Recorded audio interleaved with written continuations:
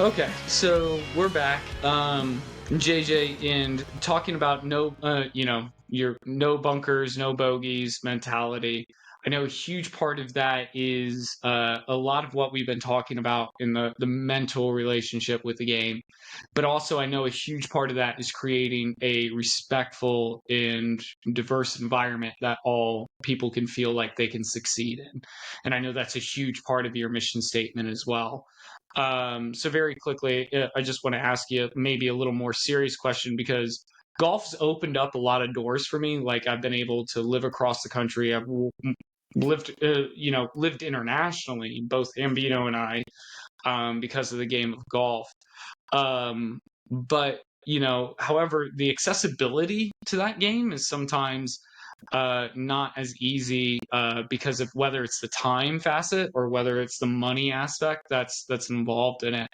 So, what would you give? We are a golf podcast. I know you deal with a bunch of different sports, but what would you give as a piece of advice to parents out there that are or maybe struggling, whether it's the time or the money to get their kid involved in the game?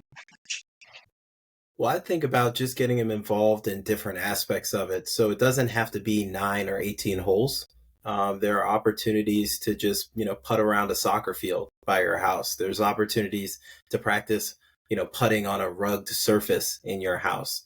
There's opportunities to really incorporate sports or golf specifically in many of the avenues that are already available to us. And really getting kids excited and interested in it can be that key that helps them develop some skills that, it's hard for kids to harness at their age. So my son's 5, he's all over the place. He's like the Tasmanian devil. And so as hard as it is to focus, he can focus when he's excited and he's interested in something. So it's my job as a parent, his teachers' jobs as teachers to figure out, okay, what's his carrot? What's the thing that motivates him and can get him to sit and learn and be excited about something?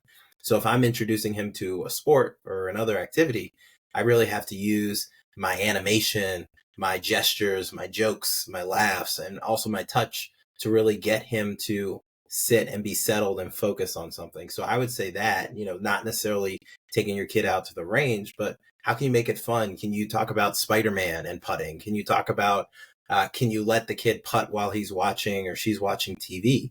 Like those moments are really going to be able to get them excited about the sport. I think it's a great shout because what made me go in golf was it was at the height of the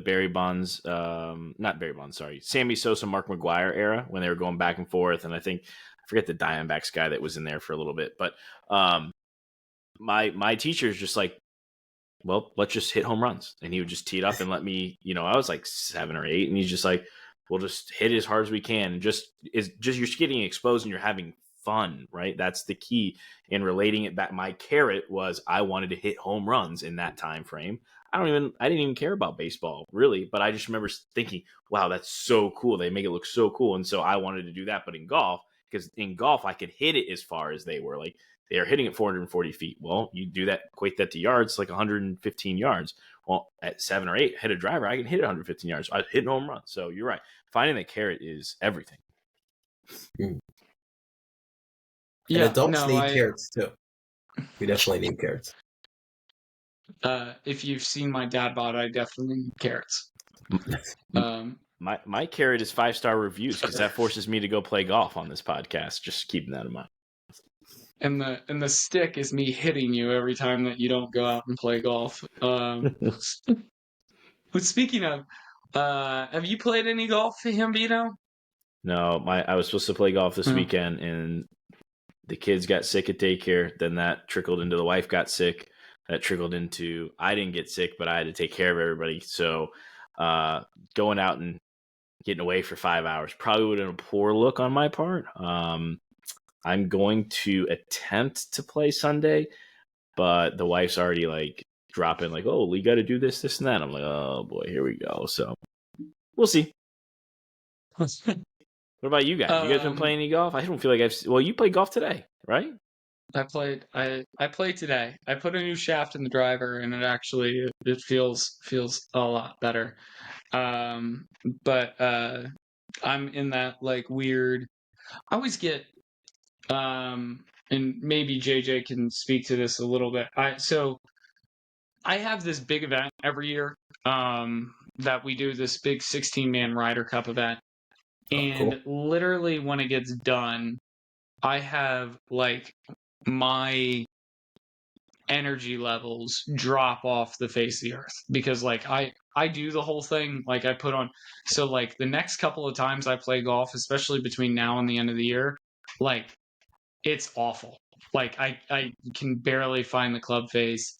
It's so hard to actually find like that energy level and find, and literally I walked off the golf course today and I was sitting there thinking to myself, and I was like, you moron, of like you let yourself feel so bad for yourself over the 4.5 hours that you had, because you were like tired or whatever, and didn't actually like take advantage of the moment. I don't know if you found, in your work experience or in life, people just struggling with those energy levels, and how to find just something, or even just like a small piece of advice of just to find a way to get over kind of those lulls. It might just be seasonal depression, because cold and rainy here.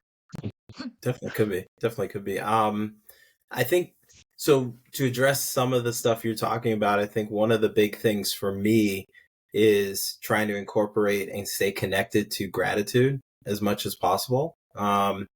When I think about stressful days, I then try to remind myself, and I don't do it all the time, right? I'm not perfect, but what I try to do is remind myself that the most important thing I did today was I woke up. I'm alive.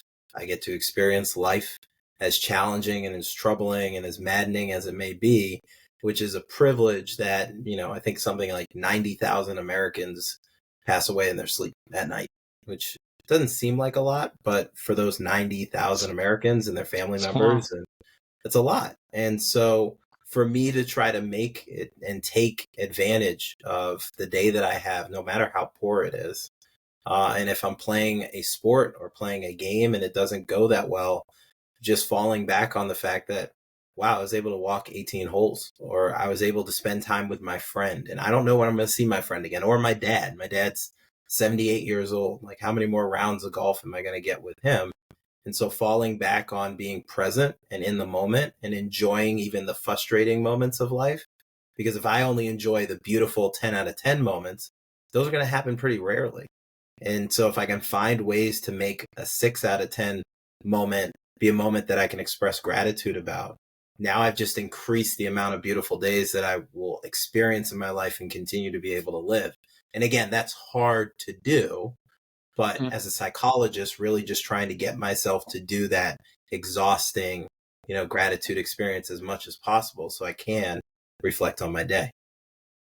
Yeah, I think it was. I think it's Aristotle, if I'm not mistaken, that talks about like the goal of like humankind is to actually like increase and optimize happiness, and that the whole purpose of optimizing happiness is actually you have to practice happiness, that you can't you can't just go out and be happy, that you actually have to like practice and think and function to accelerate that. It's not just like I think sometimes that we get caught in this void that feelings are something that happens to us instead of things that are should be created, right? Like gratitude is something that you need to work on. Happiness is something you need to work on, right? Joy is something you need to work on, because to your point, if you just kind of wait for it to happen to you, the void that exists while you're waiting to happen is way greater than those moments are. For sure. Yeah. Yeah, and I think that might be the most insightful thing I might have ever said, not to toot my own horn. it's recorded too for prosperity, so it's all good. Well, JJ, thanks for joining us tonight. Honestly, man, we talked like 30 minutes before this episode started. You're fantastic. why don't you tell the people where they can find you, your socials, all that fun stuff, so we can make sure that people are coming to your message. Sure.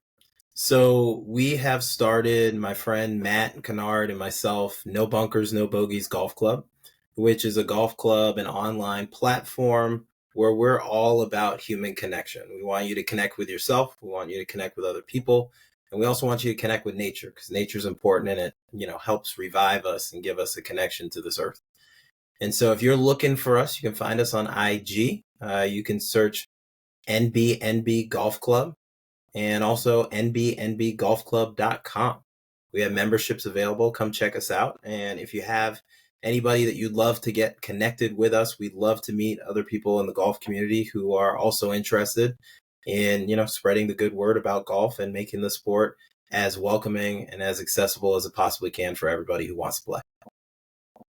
And to formulate brand names that are as long as humanly possible from your video. Matt gave me grief about all that, but that's how we feel. No bunkers, no bogeys. We want to clear out the way of all the crud that gets in the way of people having a good time and get great people together. Yeah. There's a video on their website, and it kind of goes into the whole like no bunkers, no bogeys, and it was really good. I enjoyed that because that was the first thing I thought. I was like, man, this is an interesting name. And then you you watch the video, and you're like, okay, it all really does kind of make sense. It's really good. Well, JJ, thank you so much for coming on, because this is what this podcast is all about, is connecting with people who are, fathers, golfers, and more importantly, great human beings that have something to bring to everybody. And so we appreciate your time, appreciate your honesty. This has been fantastic, my man. That's why we've talked for so long. I know I told you we'd be done a half an hour ago, but like this conversation's been so great, I just didn't want to let it go. Hambino, you want to take us out, my friend? All right, y'all, you know the drill. Have a great day if you want to.